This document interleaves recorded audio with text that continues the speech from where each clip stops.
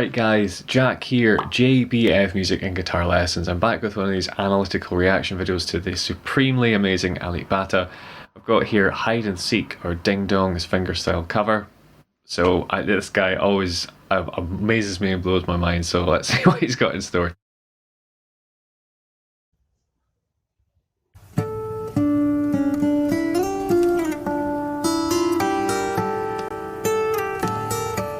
Loads of harmonics, some artificial harmonics as well. Oh wow.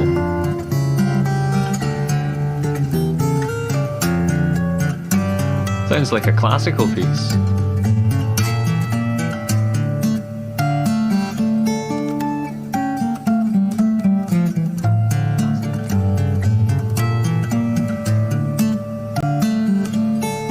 It's like a one-man orchestra. Pinky rhythm, right, staple.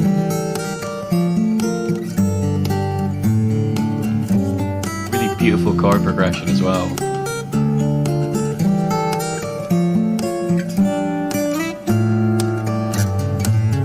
Superb chord voicing, this is really nice.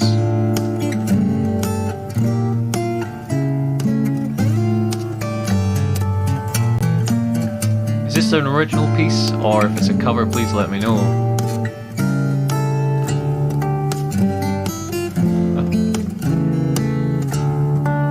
From a horror film or something like that.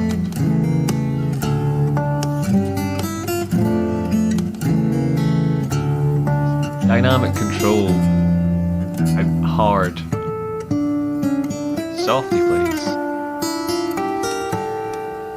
Just on another level, it's amazing. Lovely theme.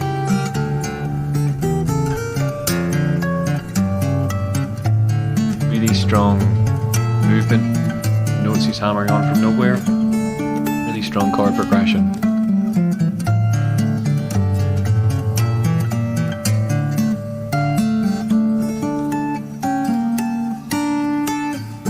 I'll explain what he's doing with his finger a little bit later on, but they're artificial harmonics, and on top of all the finger picking and hammers from nowhere.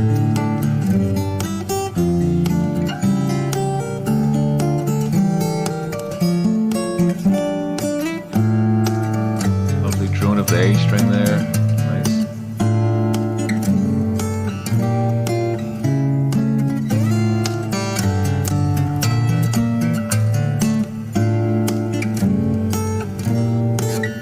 So much problem solving going on here.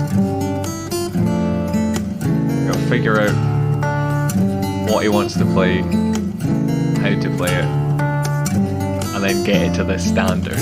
So much goes into this.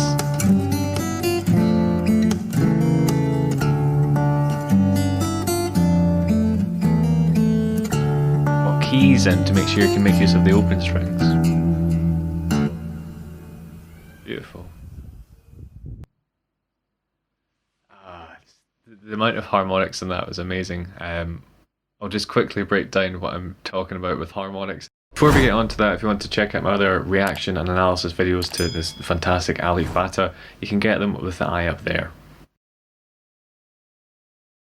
So I was told he used a lot of harmonics in this song, and you guys really didn't exaggerate. They're really interesting from a compositional point of view as well, which I don't really want to dive into just now. If that's something you'd like to see, let me know. And also, if you could tell me a little bit about the song, if this is an original, if it's a cover, because it's really quite beautiful. And if it is a cover, I'd like to check out the original as well. But I'll give a quick overview of some harmonics. I'm going to break down a tiny part that he plays here. I've talked quite a lot about harmonics before and how to get them, so you can get those videos with the eye up there. But essentially, rather than holding the fret down properly, you just rest your finger kind of above the fret wire. There's certain places they happen. They don't happen on every fret, so somewhere like the 6th fret, you don't really get a noise. Somewhere like the 5th, the 9th, 7th fret, 12th, 4th, and there's even 3 on the 3rd, if I can get them.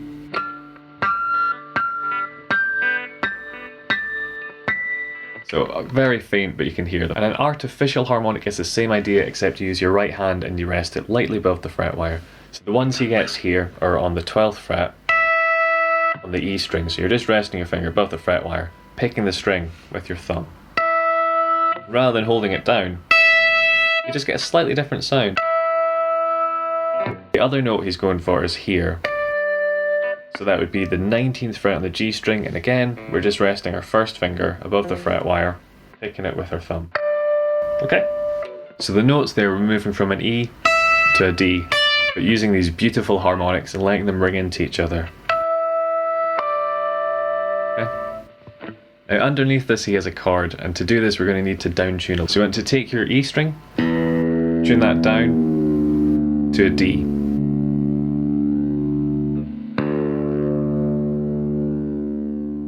We'll look at the left hand part first. So what you're going to do is hammer on this 8th fret on the now D string, this lowest string, your second finger.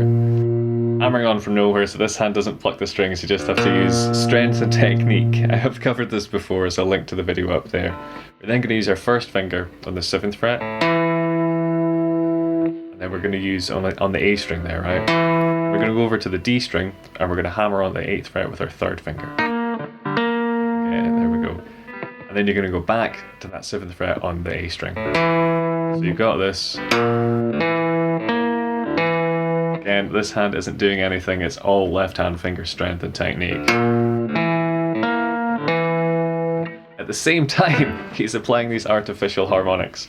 So he's hitting one on this E string, this first one we looked at, when you do the first hammer. So you're going to do these together. Hammer on from nowhere.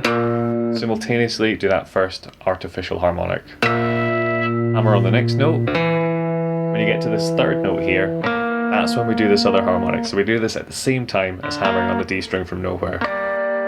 So we have this first one. Hammer on with nothing else. Harmonic with the next hammer on. And then the hammer on here by itself. So I'll play that slowly without talking.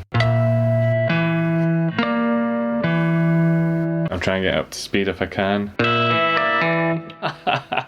This one little thing is taking me a considerable amount of time to try and get, and I'm still nowhere near getting it there consistently. So he is playing this beautifully haunting chord.